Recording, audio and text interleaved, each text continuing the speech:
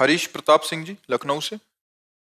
राधा वल्लभ श्री हरिवंश महाराज। राधा वल्लभ श्री हरिवंश महाराज जी, आत्मा एवं मन दोनों सूक्ष्म एवं अस्पर्शनीय हैं, तब मन आत्मा पर क्यों हावी हो जाता है, जबकि आत्मा ईश्वर का अंश है जो कि अविनाशी एवं ईश्वरी? नहीं, आत्मा पे हावी नहीं होता, आत्मा तक इसकी पहुंच ही नहीं, परिचय नहीं। आप ये कैसे बोल रहे हैं उल्टी बात? आत्मा के प्रकाश से वो प्रकाशित है, वो प्रकाश्य है, वो प्रकाशक है। प्रकाश से प्रकाशक तक कैसे पहुंच जाएगा? मन की गति ही नहीं आत्म तत्व तक। केवल कल्पना थोड़ी अध्यात्म में की जाती है। तस्मात् शास्त्रम प्रमाणम ते, इंद्री प्रकाशित है मन से, मन प्रकाशित है बुद्धि से, बुद्धि का संचलन होता है अंतःकरण के अहम धर्म से, और इन चारों को जो प्रकाश मिल रहा है वो आत्म तत्व से मिल रहा है। ये आत्म तत्व तक नहीं पहुंच सकते। इनका त्याग करने पर अपने आप से अपने आप का ज्ञान होता है, इनसे थोड़ी ज्ञान होता है।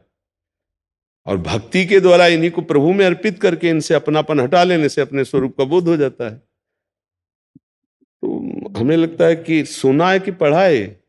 सुने महाराज। हाँ, तो गलत सुना भी। महाराज जी, शायद इनका आगे भाव ये है कि मन इतना प्रभावशाली हो जाता है कि वो आत्म तत्व अपने आप में एक वो रखता है, बट आत्म तत्व शब्द मत बोलो। देहाभिमानी आपको सताता है, देहाभिमानी को सताता है। जो देह भाव में आप पुरुष बने बैठे हो, आप ना पुरुष हो ना स्त्री हो। आत्म तत्व की जब वार्ता करोगे तो स्त्री पुरुष नहीं है, समझ रहे हो? आप इस समय पुरुष भाव में बैठे हुए हो, अब आपको सताएगा। आत्म तत्व पर इसका कोई प्रभाव है? कहां है? ना वो कभी मलिन हुआ है, ना कभी मलिन होगा, ना उसके ऊपर किसी का आक्रमण है, ना कोई आक्रमण कर सकता है। नैनम छिन्नन्ति शस्त्राणि नैनम दहाति पावका न चैनम क्लेदिन्त्यापो न शोष्यति मारुता। आपको पता है काम कहां रहता है?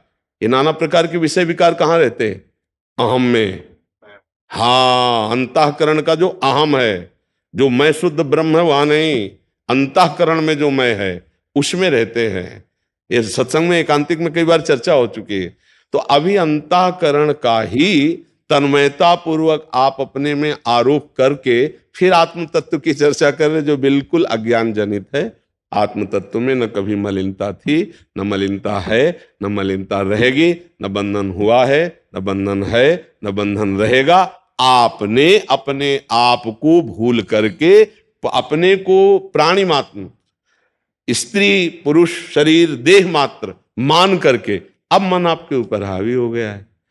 अब आपको सुधारने का अवसर दिया जाएगा।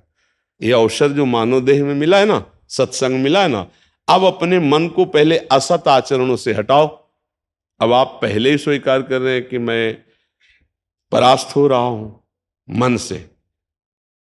तो वैसे ऐसा बलवान मन है कि सबको परास्त कर देता है, पर मन को आपसे ही सहमति मिल रही है। आपका खा करके वो आपको परास्त कर रहा है। समस्या तो ये समझनी है ना कि आपके बल से जो बलवान हो रहा है वो आपको ही पछाड़ रहा है। वो इसलिए पछाड़ रहा है, यद्यपि आपको पछाड़ नहीं सकता।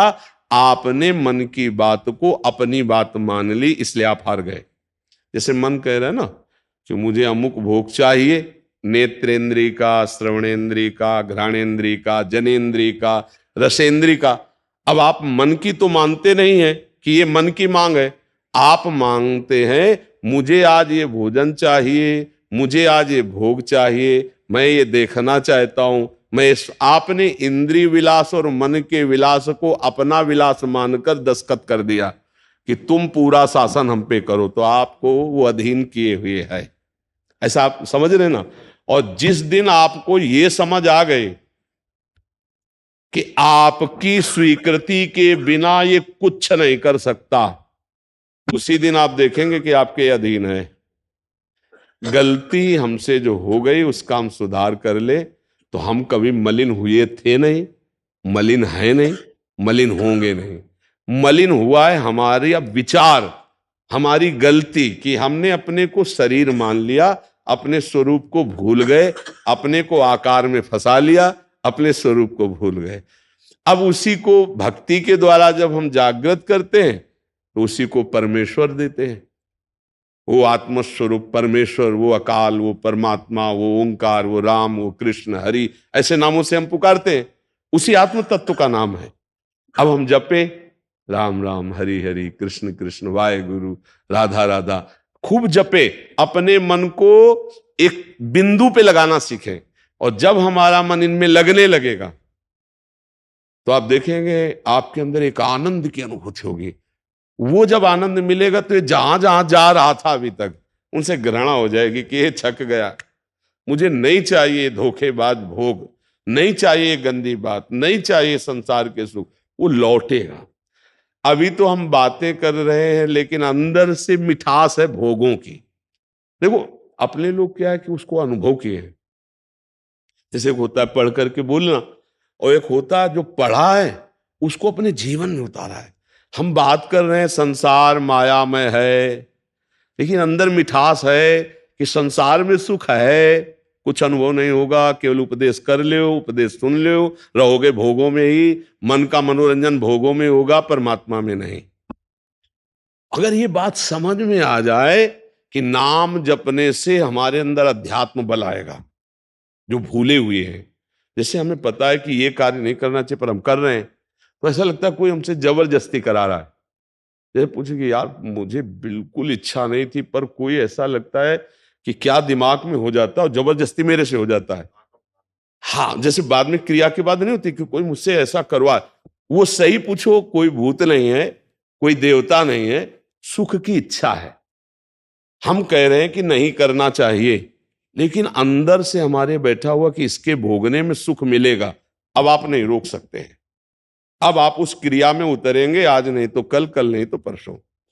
और आपके अंदर जब ये बैठ गया कि उसमें सुख नहीं है, तो आप गलत भोगों के बीच में बैठे हुए भी निर्विकार रहेंगे। अंदर से जब हो गया कि सुख नहीं, ये ज्ञान कहां से होगा? नाम जप से। भोगों के प्रति जो राग है, अनुकूल भोगों के प्रति और प्रतिकूल भोगों के प्रति जो द्वेष है, इन दोनों को मिटाना है, ये नाम जप से होगा पक्का। हमें अपनी छाती की बात करें, भजन के बिना ज्ञान अधूरा। सब जानकारी सबको है, ये कानून के विरुद्ध है, ये धर्म के विरुद्ध है, इतना तो लगभग सबके दिमाग में है कि जो मैं कर रहा हूं वो गलत है या सही है। पर जो गलत है उसको नहीं करना चाहिए, फिर भी कर रहा हूं, इसका मतलब मैं कमजोर हो चुका हूं। तो अब नाम जप करो, आपके अंदर बल आ जाएगा। आप जहां चाहोगे वहीं मन को रोक दोगे, जहां चाहोगे वहां इंद्रियों को रोक दोगे। साधना करके कुछ नई उपज नहीं होती, जो है उसी का अनुभव होता है। हाँ, जो जैसे हम किसी सरोवर के पास गए प्यासे, और वहां एक बूंद पानी नहीं दिखाई दे रहा, हरा हरा हरा हरा, ऊपर में छोटी छोटी पत्तियों वाली होती। अब अगर विवेक है तो हरा हटाइए और हटा के छोड़ दो, वो फिर उसी में आ जाएगा। आप काफी देर हटाइए, और जब वो सब हट जाएगा तो निर्मल जल है, आराम से पी लीजिए। आपके अंदर ज्ञान भरा है, पर ऊपर काई लगी काम की, क्रोध की, लोभ की, मोह की, मद की, मत्सर की। अब इनको ज्ञान के द्वारा हटाना है। अभी हटा के वैसे आ गए, फिर आ गए, इनको निरंतर हटाना है। फिर जब ज्ञान के द्वारा भी निर्विकार हुए तो अपने स्वरूप का आनंद स्फुरित हो जाए। ये ढका हुआ है, सिर्फ साधना हो रही है विकारों के हटाने की। विकार हटे तो आनंद में तू था, आनंद में है, आनंद में रहेगा। अपने को भूल करके बाहर जो हम भटक रहे हैं, इसी भटकन को मिटाने का नाम अध्यात्म है। दान पुण्य स्नान जितने सब हैं, सब बाहरी बातें हैं। इनके द्वारा पवित्र होकर के सत्संग के द्वारा हम अब ये समझें कि हमारी भूल कहाँ मिटी। आप तीर्थों में भ्रमण करें और रुपया पैसा बांट दो, खूब दान पुण्य कर दो, भूल मिटी क्या? और बढ़ गई कि मैं दानी हूं। हाँ, तो कहीं अशुभ कर्म हुए, कहीं शुभ कर्म हुए, उन्हीं को भोगते फिर रहा है जीव, भूल नहीं मिटा रहा। भूल मिटती गुरु कृपा से, गुरु चरणों में बैठकर गुरु वाणी को जब हम सुनते हैं तब हमारी भूल मिटती है। हमें कुछ नहीं चाहिए, किसी से नहीं चाहिए। महान धनी हो आप, केवल अंदर की तिजोरी खोल लो, अंदर की चाबी खोलो, आपके अंदर माल भरा हुआ है, परमानंद अंदर भरा हुआ है। अब हम लोग आज तक जितनी खोज की आनंद की, बाहर खोज की, ईमानदारी से देखना, किसी शरीर में, किसी वस्तु में, किसी पद में, बैंक बैलेंस में, वाहवाही में, तालियों में आनंद की खोज क्यों नहीं मिला? लौट आओ,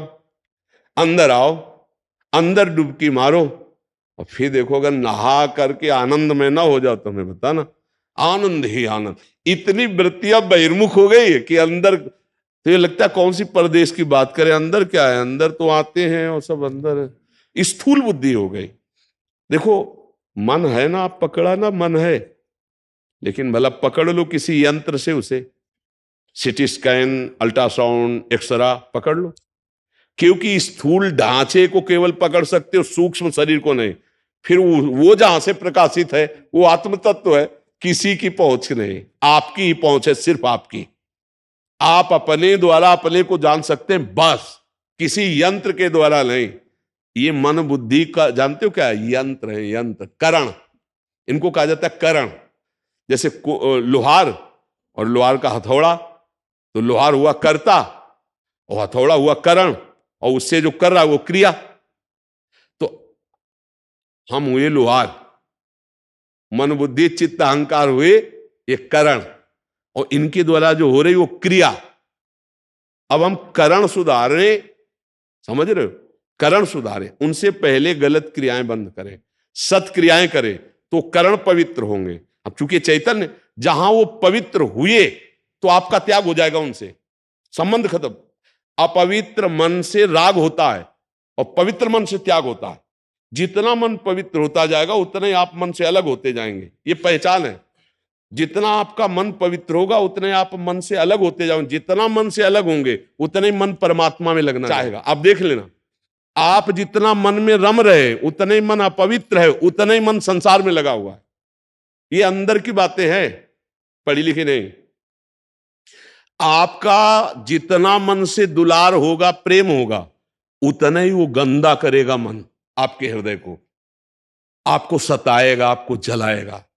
आप जितना उससे हटेंगे उतना ही वो पवित्र होगा, उतना ही वो परमात्मा में लगेगा और आपको आनंद की प्राप्ति होगी। अब मन से हट कहां पाते हैं? मन का आज इस होटल का खाएंगे, अब रोक के दिखाओ, वो 1000 बार रखेगा आपके सामने, और आपको उस होटल की सीन और होटल के भोजन का स्वाद अगर पाया है कभी भी, तो पानी आ जाएगा मुंह में, क्यों चलना पड़ेगा नहीं चलना पड़ेगा, वो आप पहुंचा देगा।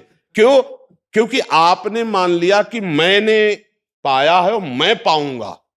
आप मन को मन न मानकर मैं में मिला लिया, अब आपकी वो जहां ले जाना चाहेगा वहां होगा। अध्यात्म मन को सुधारने के लिए है, और ये सुधरता इससे अलग होने पर, ये चाल है, ये युक्ति है। मन में तदात्म होकर कभी मन से हटा नहीं जा सकता। मन से हटकर मन को परमात्मा में लगाया जाता है।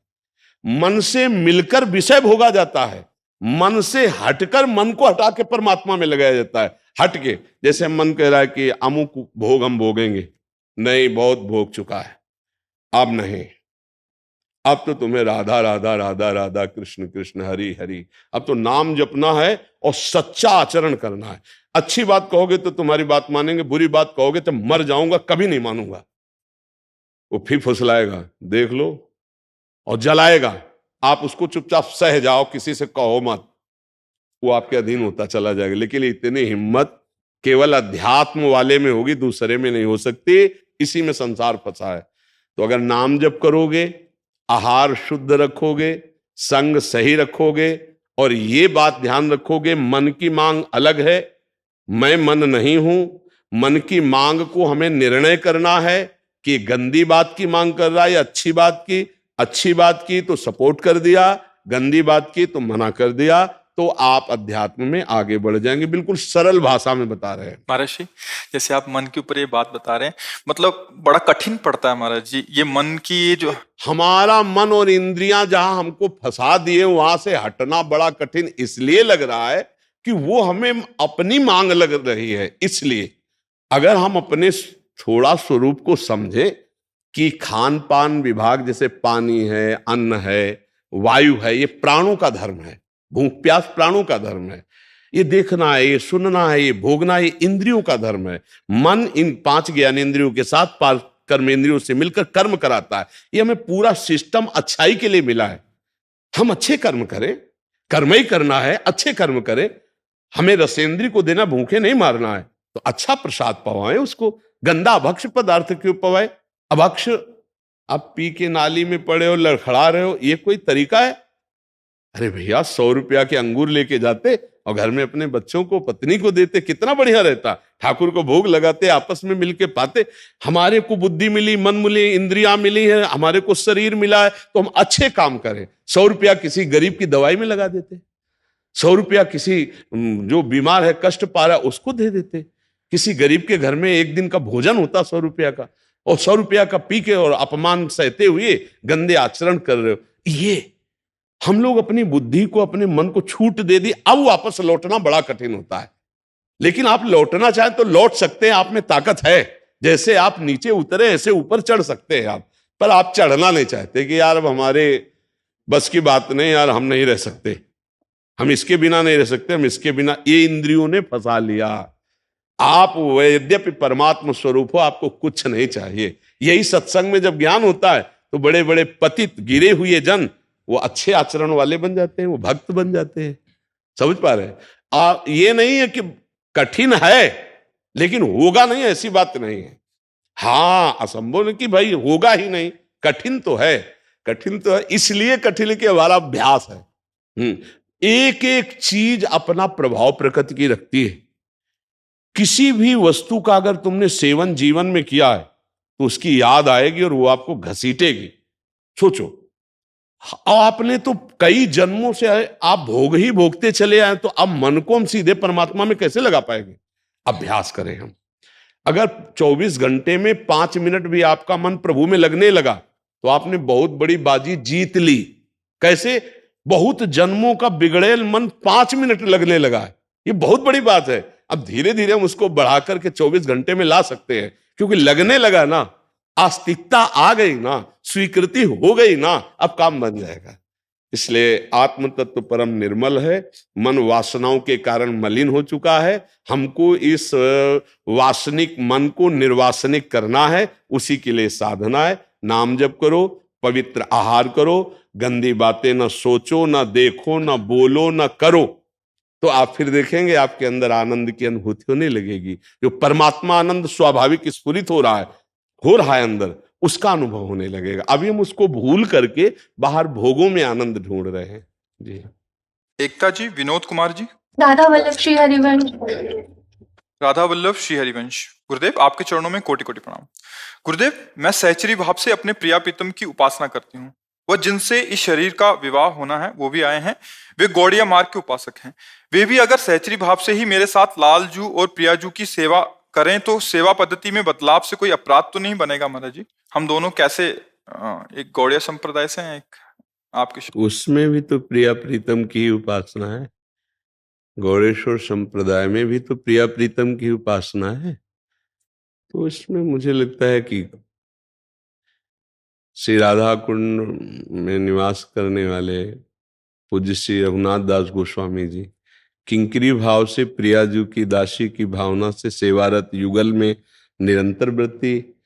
तो हमें तो ऐसा कुछ नहीं लगा कि गौड़ेश्वर संप्रदाय में प्रिया प्रीतम से हटकर कुछ उपासना, ऐसा तो मुझे नहीं लगा। हमने तो जिन जिन महापुरुषों का संग किया तो सब रसिक ही पाए, प्रिया प्रीतम की उपासना में ही रत पाए। तो किसका प्रश्न है? तो आपके कौन पते हैं? आपको क्या अनुभव हुआ कि गौड़ेश्वर संप्रदाय उपासना में कुछ अलग है क्या?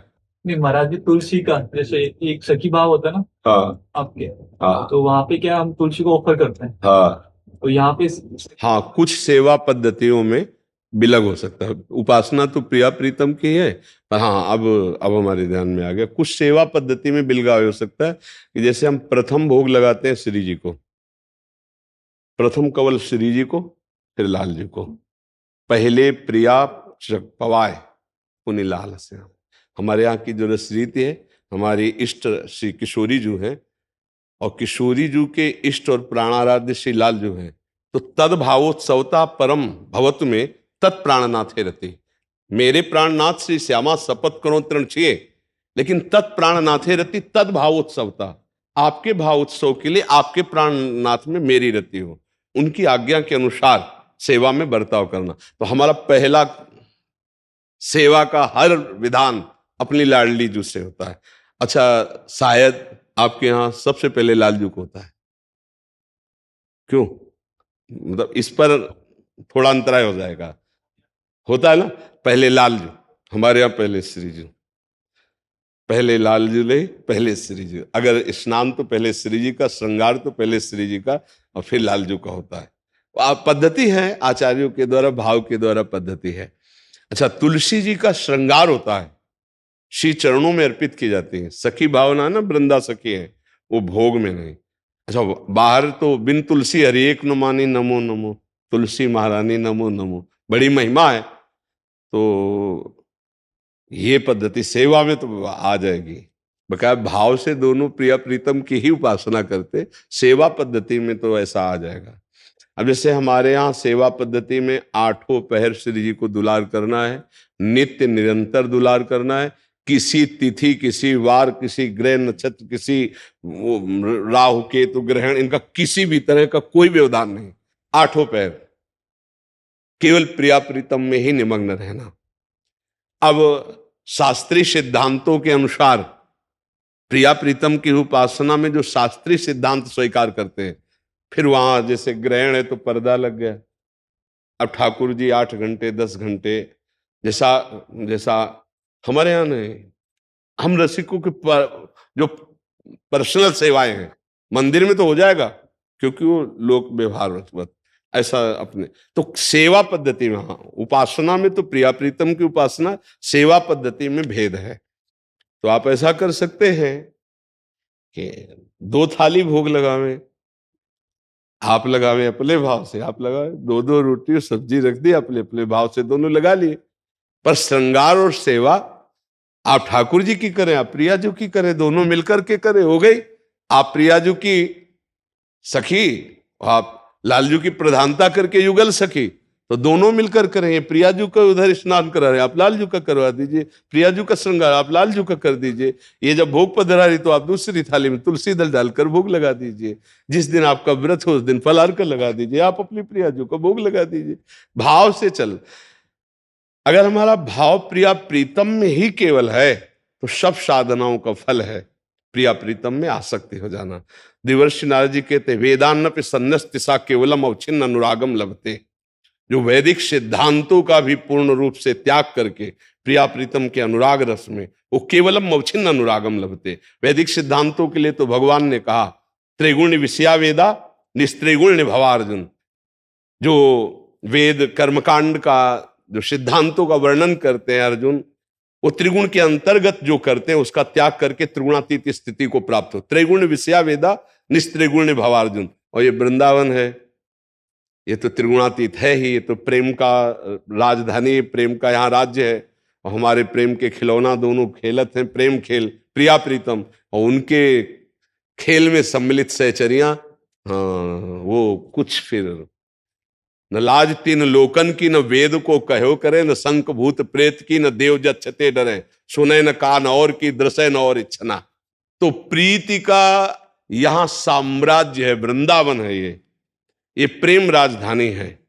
जय जय वृंदावन राजधानी, जहां विराजत मोहन राजा, श्री राधा श्री रानी।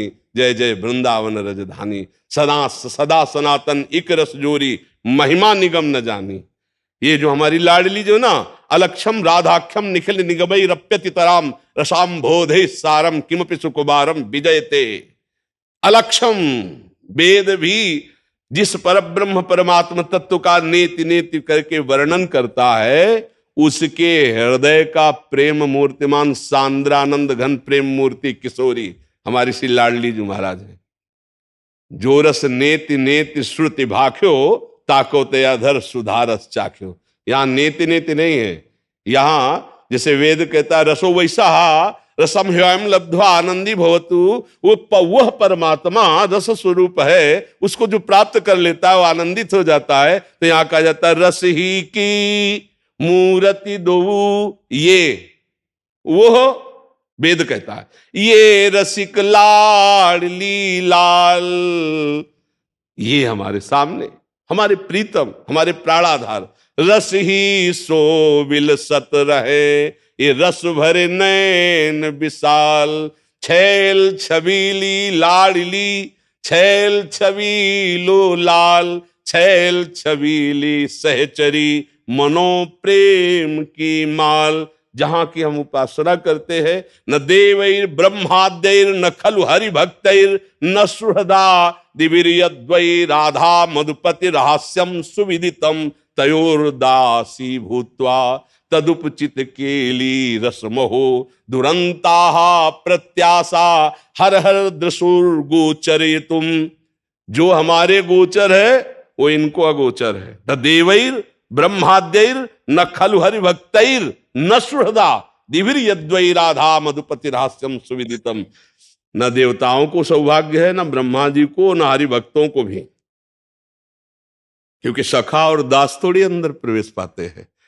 वहां तो श्री जी की किंकरी दासी मंजरी इन्हीं का प्रवेश होता है, सखाओं का भी तो प्रवेश नहीं है। सखाओं के लिए गोष्ठ वृंदावन, फिर गोपी वृंदावन, 3 वृंदावन का श्रीपाद प्रबोधानंद जी ने वर्णन किया, और फिर राधा निकुंज वाटी वृंदावन जिसमें नित्य सहचरियों के द्वारा सेवित श्री प्रियालाल। यहां यन्नारदाजे सुकैरगम्यम वृंदावने वंजुल मंजु कुंजे तत्कृष्ण चेतो हरणैक विज्ञ मत्रास्त किंचित परमम रहस्यम। इन बड़े बड़े महापुरुषों के लिए यह नारदा जेस, नारद अज ईश, नारद जी, ब्रह्मा जी, शंकर जी, सुकैर अगम्यम, यहां जो वृंदावन नवनिवृत्त निकुंज प्यारीजू का निज महल, आज तक कहीं नहीं सुना, किसी वाणी में नहीं सुना, कहीं नहीं सुना कि महाराज भगवान शिव महावर लगा रहे हैं श्री जी के चरणों में। सुना? नारद जी बीणा रख के महावर लगा रहे हैं। सुना? सहचरी भाव के बिना किसी का प्रवेश नहीं। तो उपासना पद्धति में बगैर आराधना तो दोनों की प्रिया प्रीतम की है, ऐसा तो आराध्य तत्व तो प्रिया प्रीतम ही है। दुलार करने में चाहे इधर से चाहे इधर से, दोनों दो बने हुए एक ही हैं। रसोया परमानंद एक दुधाशुदा। पर राधा किंकरी भाव की पुष्टता तो राधा चरणारविंद की ठसक से होती है। हम श्री श्यामाजू के बल अभिमानी टेढ़े रहे मोहन रसिया सो, ये वृंदावन धाम है। हाँ, अब वो एकांतिक विषय है, इसलिए हृदय का विषय। तो हमें लगता है दोनों प्यार से करो ना, रहो आप अपनी उपासना में, वो आप अपनी उपासना में। हाँ, दोनों प्रिय प्रीतम को दुलार करो। बहुत आनंद, बड़ा सौभाग्य है कि दोनों वैष्णव हो, बहुत सुंदर है। खूब प्रभु की आराधना करो। इसी जन्म में भगवत साक्षात्कार हो, इसीलिए हमें मानवोदय मिला, इसीलिए हमें ये गृहस्थ विरक्त मार्ग अलग अलग मिले। अपने मार्ग से चलो, रात दिन नाम जप करो, प्रिया प्रीतम की आराधना करो। ये आखिरी जन्म हो, अगर जन्म भी हो तो उनके अनुराग में हो, कर्म बंधन से युक्त न हो, ऐसी प्रार्थना की जाए। अलका सिंह जी लखनऊ से। राधे राधे महाराज जी, आपके चरणों में कोटि कोटि प्रणाम। महाराज जी, मैं ग्रस्त हूं, मैं अपना संपूर्ण जीवन श्री जी के चरणों में अर्पित कर दिया है। मेरा प्रश्न है कि जो लोग जीवन और मृत्यु के बीच झूल रहे हैं, उनकी मुक्ति के लिए उन्हें किस प्रकार भक्ति करनी चाहिए जिससे वे आगे के जन्म को आप मुक्त हो गए क्या? अच्छा, नहीं, आपने कहा हमारा जीवन, जो लोग अन्य के लिए, हम कोशिश करते हैं कि हमारा यहाँ अपना पर्सनल प्रश्न का समाधान हो। जैसे नहीं, संसार में ऐसा हो रहा, हम उसका उत्तर नहीं देते, हम पर्सनल का उत्तर देते हैं कि साधक जो सामने बैठा है उसकी क्या समस्या है, आपकी पर्सनल समस्या क्या है। हम व्यवहारिक समस्याओं का समाधान करने से अयोग्य हैं। पर्सनल साधक भगवत प्राप्ति करने के मार्ग में जो चल रहा है, उसकी पर्सनल कोई व्यवधान व्यवस्था है तो गुरु प्रताप से जो चले हैं, जो सुना है, वो हम आपको बता सकते हैं। लोगों का ऐसा हमारा प्रवचन नहीं होता, ऐसा हमारा उत्तर नहीं होता। हमारे यहाँ आपका, अब आपको जब हम देंगे, लोग उसको सुन करके स्वीकार कर ले, सबका कल्याण हो जाएगा। लेकिन यहाँ उत्तर होता है पर्सनल समस्या का। साधक की साधना में पर्सनल समस्या क्या है, वो भी गृहस्थी की समस्या नहीं, शरीर की समस्या नहीं, साधना की समस्या का केवल उत्तर है। ये समस्या का समाधान है कि हम क्या करें जिससे हमें भगवान की प्राप्ति हो जाए। हम भजन करते हैं, हमको ये समस्या है, तो उसका समाधान आप बोलिए, इसका क्या समाधान।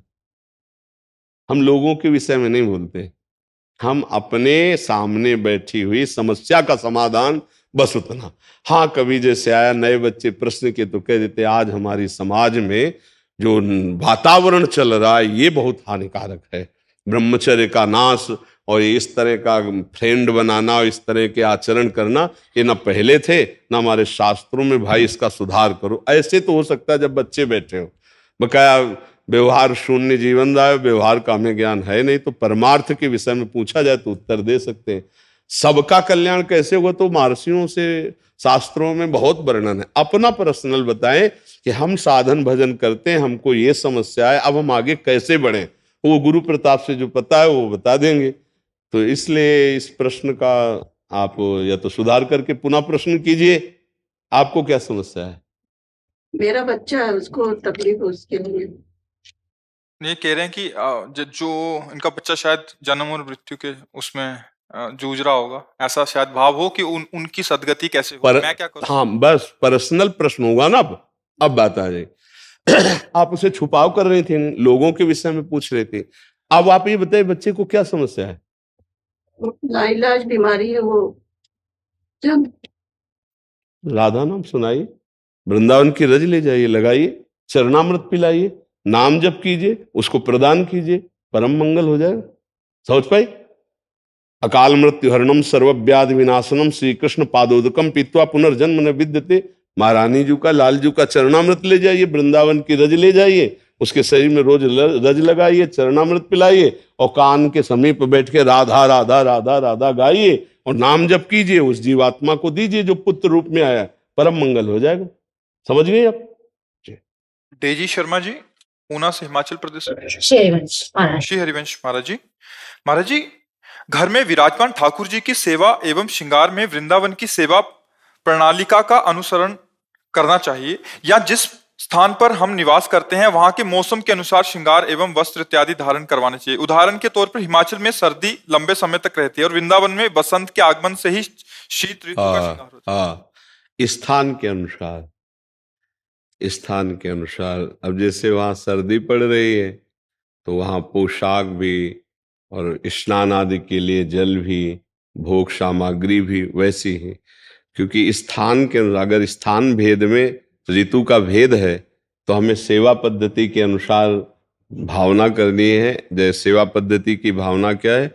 आत्मवत, पुत्रवत, प्रीतम, कांतवत। तो जैसे हमारा पुत्र है, उसे स्नान कराना है और सर्दी है तो हम कैसे स्नान कराएंगे? उसको उचित जल, क्योंकि उसको पता नहीं है कि उसको कैसे स्नान कराना है, तो हम देखेंगे कि हाथ डाल के देख, हाँ अभी थोड़ा ठंडा और मिलाना चाहिए, अभी थोड़ा गर्म और।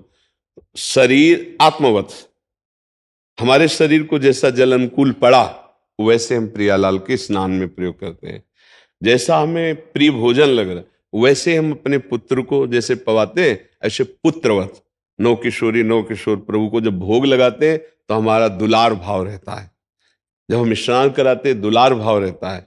जब हम श्रृंगार कराते हैं तो अनुकूल कौन? अब जैसे सर्दी का समय हम ढेर सारे पुष्प चढ़ा दे, नहीं, ठंडे हैं पुष्प, तो हमको आत्मवत, अगर अपने को ठंडी में वो जिसमें वाष्प पड़ी हुई है ऐसे ठंडे फूलों की माला पहनाई जाए तो कैसा लगे? नहीं है, ठंडी है, तो हम अपने प्रभु को कैसे पहना दें? तो यहाँ तो बसंत से अनुकूल हो जाता है, तो किसका प्रश्न है? हाँ, तो जैसे उधर है अनुकूलता नहीं है ऋतु की, तो आप अपने ऋतु के अनुसार वहां चलें। जैसा वहां का वातावरण है वैसे प्रियालाल को भोग लगाएं, वैसे प्रियालाल का स्नान करें, वैसे प्रियालाल की पोशाक। अब जैसे अभी पीछे सर्दी थी तो सामने अंगीठी और गर्म कपड़े। अब जैसे ऋतु का परिवर्तन हुआ तो वो सब हट करके अब शीतलता और चुनरी ऐसे हल्के। लेकिन अगर वहां अब भी ठंडी पड़ती ही होगी तो वहां आपको गर्म कपड़े ही पहनाने हैं। यहाँ के वृंदावन के अनुसार नहीं, वहां ऋतु के अनुसार चलाना। और जी कुछ प्रदेश ऐसे हैं जहाँ सतत ठंडी ही होती रहती है, वहां वैसी ही पोशाक पहना है। हाँ, आत्म सेवा करनी उसमें। बस जैसे देखो, जो भगवान मान करके पुण्य लाभ के लिए करते हैं उनकी बात नहीं है।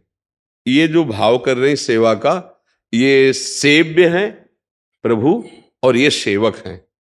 वो बड़ा, ये जो संबंध होता है इसमें प्रभु अधीन हो जाते हैं। और जैसे भगवान मान के किया जाता है तो 1000 रुपये की सामग्री चढ़ाओगे तो 1 लाख की फेंक देंगे, वो 1 लाख की करोगे तो 1 करोड़ की फेंक देंगे, वो तो माँ लक्ष्मी पति हैं। लेकिन जो सेवा की जाती भाव से, उसमें वो ये नहीं देते, वो अपने आप को दे देते हैं। हाँ, धीरे धीरे जब सेवा रंग लाती तो स्वप्न में आदेश करने लगते हैं, आज रजाई नहीं उड़ाई, बहुत ठंडी लग रही। उपासक जाता, अरे आज तो रजाई उड़ाना भूल गए थे। ठाकुर जी स्वप्न में बताने लगते हैं, आज पानी नहीं रखा शयन में, मुझे प्यास लगी थी, ठाकुर जी बताने लगे, मतलब हमारी सेवा ठाकुर जी स्वीकार करने लगे। तो ये अपनेपन की सेवा है, इसमें स्वयं प्रभु अधीन होते हैं, और जो पुण्य भाव से भगवान की जाती है उसमें भगवान ढेर सारी भोग सामग्री और अर्थ आदि की भारी व्यवस्था कर देते हैं। ऐसे बहुत कम जन होते हैं जो प्रभु को दुलार करने के लिए प्रभु की सेवा करते हैं। बकाया प्रभु से व्यापार करने के लिए तो सेवा बहुत लोग करते हैं, व्यापार एक दिया चार की आशा रख करके, तो वो सेवा का कोई खास महत्व नहीं। महत्व है इस सेवा का जिसे हम आत्मवत दुलार करते हैं प्रभु को अपने, उसमें प्रभु अधीन हो जाते हैं। इसमें भक्ति है, इसमें प्रेम है, इसे प्रभु से अपनापन है कि मेरे ठाकुर जी को सर्दी लग रही है तो भले वृंदावन में बसंत ऋतु आ गई, लेकिन वहां हमको वस्त्र वैसे ही रखने हैं जो सर्दी के अनुकूल हो कि ठाकुर जी को सर्दी न लगे। भाव है ना, भाव का सारा खेल है जी। देखो आप लोगों का यहाँ आना, समय देना, ये प्रभु की कृपा से है। आप लोग हमारी प्रार्थना मान लीजिए, कोई भी अगर इसमें से शराब पीता हो, मांस खाता हो, पराई माता बहनों की तरफ बेविचार दृष्टि से देखता हो और जुआ खेलता हो, इन बातों को छोड़ दीजिए। अगर आप हमारे पास आए हैं, आप हमारे पूज्य हैं, आप हमारे प्राणधन हैं, भगवान की कृपा से आपका यहाँ आना हुआ है। साधु संग का लाभ क्या होता है? यही होता है आपके दुर्गुण छूटे और सद्गुण आप में आ जाए। अगर कोई भूल चूक से अभी तक करता रहा है तो आज से छोड़ दीजिए। आप वृंदावन आए हैं, ये गंदी बात मत कीजिए। जीवन में अगर ये गंदी बात नहीं करोगे तो आपकी लौकिक और पारलौकिक दोनों उन्नति हो जाएंगी। और इसके छोड़ने के लिए बल है राधा राधा राधा। आप जितना नाम जप करोगे आपकी बुद्धि में बल आएगा और गंदी बातें छूट जाएंगी। यदि हमारे जीवन में यही गंदगी बनी रही तो हमारी दुर्गति हो जाएगी। मनुष्य जीवन का जो लाभ हो हम नहीं ले पाएंगे। कोई भी नशा हमारी मानसिकता को, हमारी बौद्धिक शक्ति को कमजोर करता है, हमारे स्वास्थ्य को कमजोर करता है। हमारी उन्नति नशे से नहीं हो सकती, हमारी उन्नति बेविचार से नहीं हो सकती, हमारी पौष्टिकता दूसरे का मांस खाने से नहीं होगी, ब्रह्मचर्य से होगी, संयम से होगी। इसलिए सबसे प्रार्थना है कि आज का वातावरण तो ऐसा हो ही गया है कि जहां भी मित्र लोग मिलते हैं तो स्वागत में शराब दी जाती है, आहार में मांस दिया जाता है। ये बहुत हानिकारक है, ये धर्म विरुद्ध है। और भगवान की कृपा प्राप्त किए बिना अगर हम यहाँ से चले गए मनुष्य जन्म में तो कोई लाभ नहीं। न बैंक बैलेंस जाएगा, न शरीर जाएगा, न रिश्ते नातेदार जाएंगे, आपको अकेला जाला है। जो कर्म किए हैं पाप या पुण्य वो आपके साथ जाएंगे। तो सबसे बड़ा महान कर्म है, हम किसी को दुख नहीं देंगे। परहित सरिस धर्म नहीं भाई, हम कोई गंदा आचरण या गंदे नशा नहीं करेंगे और नाम जप करिए। जो कर्तव्य है उसे धर्म मान के करिए। प्रार्थना है आपका मंगल हो जाएगा। किसी के आशीर्वाद मांगने की जरूरत नहीं, ये मांगने से नहीं होता है। आप अच्छे आचरण करो, आपकी उन्नति होगी। थोड़ा समझ रखनी है कि पूर्व का जो हमने पापाचरण किया है वो आकर अच्छे आचरण करने वाले को थोड़ी देर के लिए झकझोरेगा।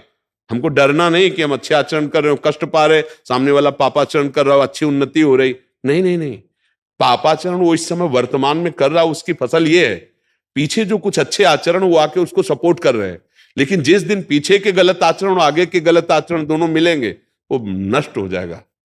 आज आप अच्छे आचरण कर रहे हो तो पीछे का कोई गलत आचरण पाप है, वो आपको बाधा पहुंचा रहा है, वो धीरे धीरे नष्ट हो रहा है। अच्छी फसल हो रही है आपकी, आगे आपकी उन्नति होगी, आप आनंद को प्राप्त करेंगे। व्यसन रहित, आचरण शुद्ध और राधा राधा खूब नाम जप करो, इसमें परम मंगल होगा।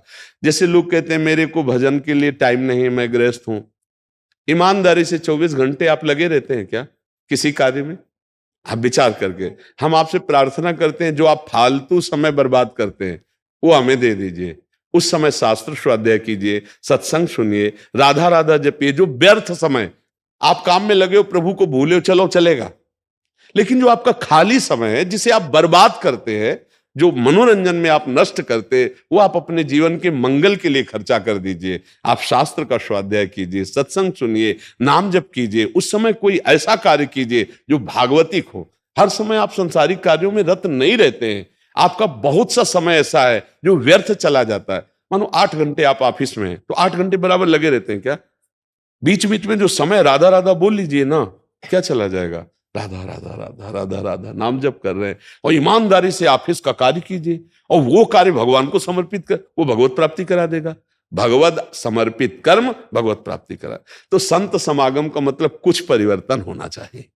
अगर परिवर्तन नहीं हुआ तो फिर नाटक ही हो जाएगा। नहीं, थोड़ी देर के लिए बैठे हो, बस सुन के चल दिए, परिवर्तन तो कुछ हुआ नहीं। तो इसीलिए चूंकि का सुन के जो है ना यूट्यूब पे जी हर घर तक राधा राधा चली गई है महाराज। हाँ, बस हमारी श्री जी की कृपा है। हम यही चाहते हैं कि देखो रोगी शरीर है, ये चाहते शरीर छूटते छूटते जितनों में परिवर्तन हो जाए, जितनों का हृदय आनंदमय हो जाए, तो बस वही हिस्सा। इस जन्म में अगर हमने अपना कल्याण नहीं किया तो हम अपने आत्मा के हत्यारे कहलाएंगे, या सन्यास ले लें कि गृहस्थ में रहें। सन्यास की जरूरत नहीं है। सन्यास फिर कल्याण नहीं होता। कल्याण होता सत कार्य और सत चिंतन से। सन्यास थोड़ी भगवत प्राप्ति करा देगा। भगवत प्राप्ति कराता है सत चिंतन। देखो बच्चा, अभी तक जो सुना उसको पकड़ो। तुम्हें जो ऑफिस शब्द कहा, तो अगर किसान हो, व्यापारी हो, तुम्हें जो कार्य मिला है वो भगवान को अर्पित करो, ईमानदारी से करो और राधा राधा जपो। इससे बड़ा और कोई परमार्थ नहीं बच्चा। कपड़ा बदलने से भगवान नहीं मिलते हैं। तो कह दो आपने क्यों बदला? हमारा पूर्व का संस्कार था, हमको इस मार्ग में आना था। भगवत प्राप्ति के लिए कोई कपड़ा बदलने की जरूरत नहीं, कहीं भागने की जरूरत नहीं। जहां आप हैं, जो कर रहे हैं, उसी को सही ढंग से करो, उसी को भगवान को समर्पित कर दो। अरे परिवार में हो, तुम किसी के पुत्र हो, तुम्हारे माता पिता है, तुम्हारा परिवार है, तो उसको तुम भगवान मान करके, मंदिर में हम आए भगवान माना ना, ये राम जी, लक्ष्मण जी, सीता जी, हनुमान जी माना ना। हम माँ और बाप को मान लेते हैं कि सीताराम विराजमान। सेवा करो, देखो भगवान मिलते हैं कि नहीं। खूब मेहनत से, धर्म से कमाओ। अपने अपने पदों का दुरुपयोग मत करो, सदुपयोग करो। अपने पैसे का दुरुपयोग मत करो, सदुपयोग करो। अपनी बुद्धि का दुरुपयोग मत करो, सदुपयोग करो। अपने शरीर के बल का दुरुपयोग मत करो, सदुपयोग करो। भगवान की प्राप्ति पक्की। और भेष धर लो दुनिया का प्रपंच, उससे भगवान नहीं मिलते, पक्की बात समझ लियो बच्चा। हाँ, सन्यास लेने की जरूरत नहीं, धर्म पूर्वक आचरण करने की जरूरत। सुमित वत्स जी, अनूप शहर से। राधा राधा राधा वल्लभ श्री हरिवंश महाराज जी। महाराज जी, आपकी और प्यारी जी की कृपा से ग्रस्त धर्म के साथ साथ घर पर निःशुल्क विद्यालय के माध्यम से श्री जी की सेवा करने का सौभाग्य प्राप्त हुआ है। सभी विद्यार्थी गत 1 वर्ष से नाम जप और नित्य प्रति नाम संकीर्तन करते हैं, परंतु उनकी पढ़ाई सुचारू रूप से रखने के लिए उन्हें दंड भी देना पड़ता है। तो मन में बड़ी ही दुविधा होती है कि कहीं वैष्णव अपराध ना बन जाए, क्योंकि सभी विद्यार्थी नाम जप, कीर्तन और तिलक धारण करते हैं। कृपया मार्गदर्शन करें महाराज जी। एक बार महाप्रभु चैतन्य देव के पिता महाप्रभु को डांटा, और तो स्वप्न में एक महापुरुष प्रकट हुए और उनका तुम्हें पता है, तुम्हारे पुत्र रूप में कौन है आप जिनको डांट रहे थे?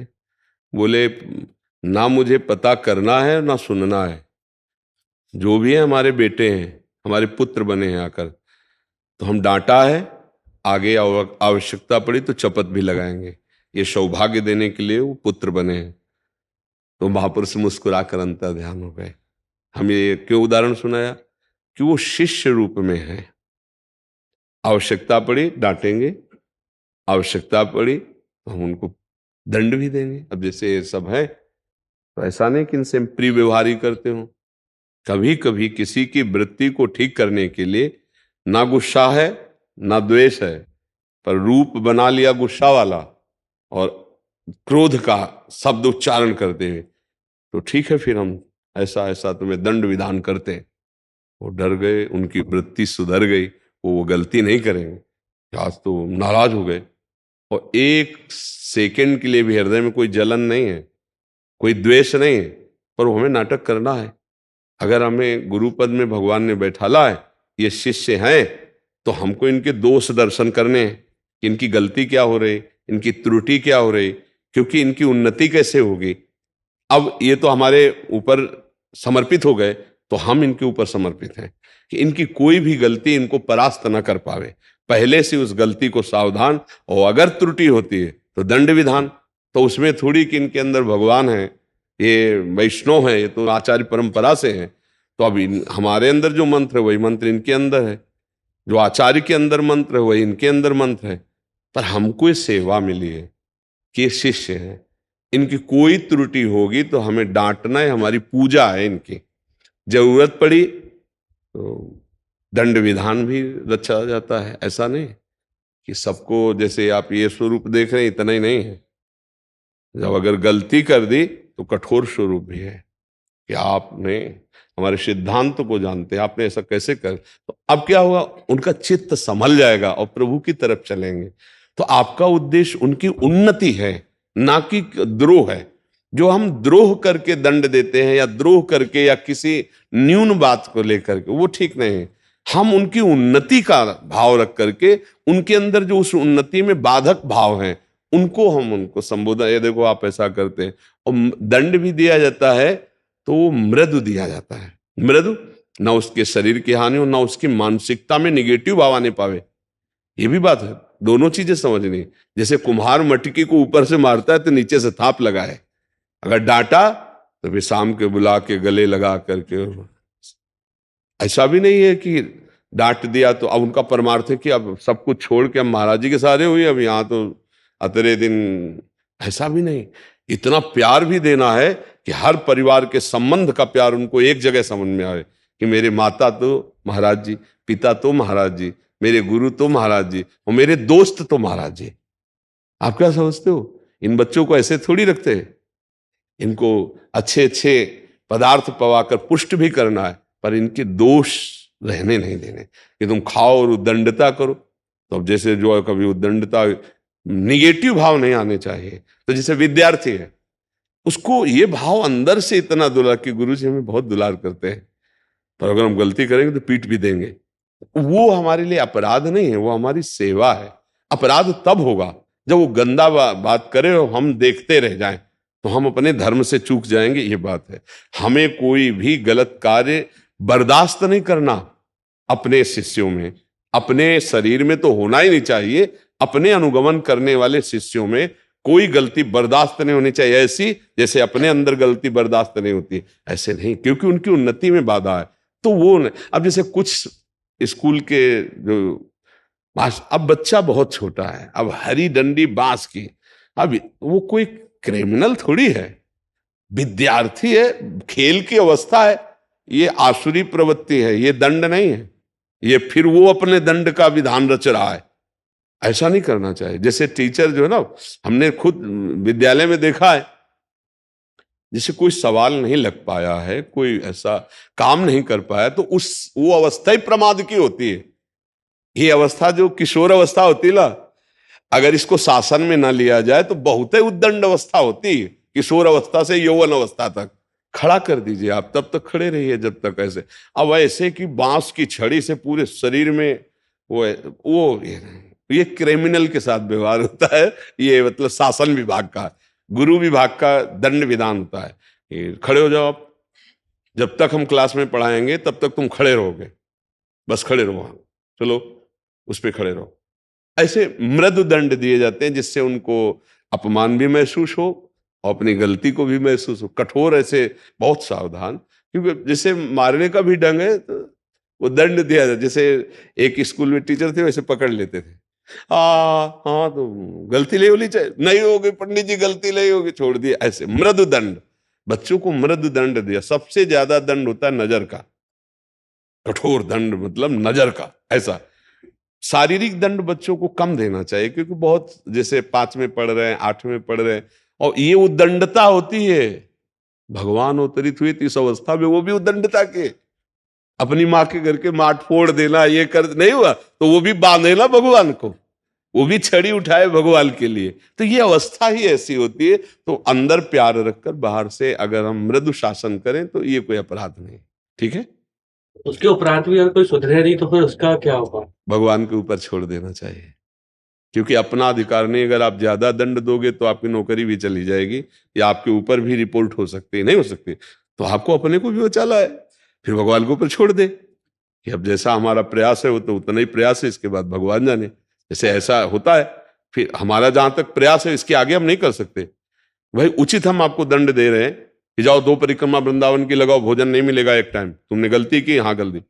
अब इसके बाद आप सुधार नहीं कर रहे, रोज वही, तो फिर आप अपने घर जाओ, हम आपको नहीं संभाल पाएंगे, और उनके माता पिता को सूचना देके आप इनको ले जाइए, या फिर आप कहीं और देखिए, आप हमारे बस से बाहर हो चुके हैं कि आप जा सकते हैं। क्योंकि यहाँ ऐसे आचरण वाले रहते नहीं हैं और हम आपको अब सुधारने में असमर्थ हैं। क्योंकि जब आप सुधरना ना चाहोगे तो आपको कोई नहीं सुधार सकता। और अगर आप सुधरना चाहते हैं गलती में तो एक दो बार आपको संबोधन करना पड़ेगा, आप खुद सुधार। तो जो साधक सुधरना नहीं चाहते उनको सुधारना असंभव है। जैसे कुछ विद्यार्थी वो नहीं सुधरना चाहते तो हमें कठोर दंड नहीं देना चाहिए, प्रभु को छोड़ दे, उनके घर वालों को बता दे। ऐसा ज्यादा परेशानी हो तो उदासीन हो जाए, उदासीन सबसे बढ़िया, न राग न द्वेष, राधा राधा राधा राधा राधा। क्योंकि ज्यादा दंड देना ठीक नहीं है। ज्यादा दंड दे दीजिए तो अगर वो कानूनी कार्रवाई कर दे तो आप बंधन में आ जाएंगे, ऐसा है ना, है ना ऐसा। तो फिर हाँ उचित मृदु डांट दिया, नजर से ऐसे खड़ा कर दिया, ऐसे तो उचित दंड। तो इसलिए जो बड़े बच्चे हो गए उनको प्यार से समझा दीजिए, नहीं समझ रहे तो आप उनको नमस्कार कीजिए, जैसा मन आवे बच्चा, हम तो जितना हमारा कर्तव्य हम कर रहे हैं, आगे आप जान लें। अगर आपने ज्यादा उनको बेइज्जती की ना, तो आज के बच्चे बहुत चतुर हैं, बड़े प्रवीण हैं, बड़ा आज के बच्चों में इतनी मानसिकता बुद्धि मानी बढ़ चुकी है कि मर्यादा का त्याग एक सेकंड में कर देंगे। तो सयाने बच्चों से मित्रवत व्यवहार करे, समझा दे, दंड ना दे, बहुत सावधानी से चले।